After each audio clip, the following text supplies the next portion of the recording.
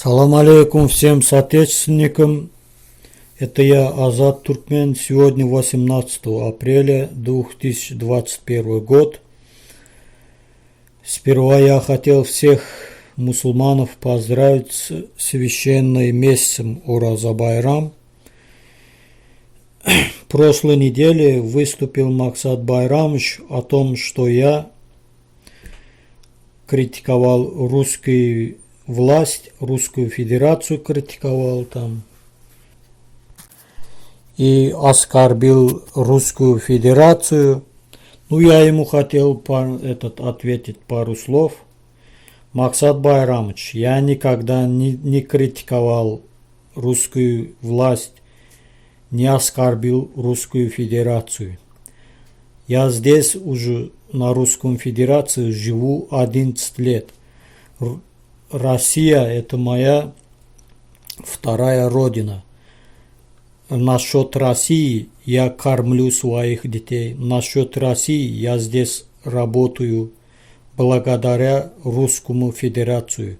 Вот за эту я Русскому Федерацию я благодарен. О том, что вы говорите, что я критикую русскую власть, я не знаю, о чем вы. Если у вас какие-то там есть доказательства, там покажите. Я вашу суть я понял уже. Вы просто хотите мне пугать, чтобы пугать меня с депортацией, чтобы я больше не критиковал туркменскую власть, туркменскую диктатурскую систему не критиковал.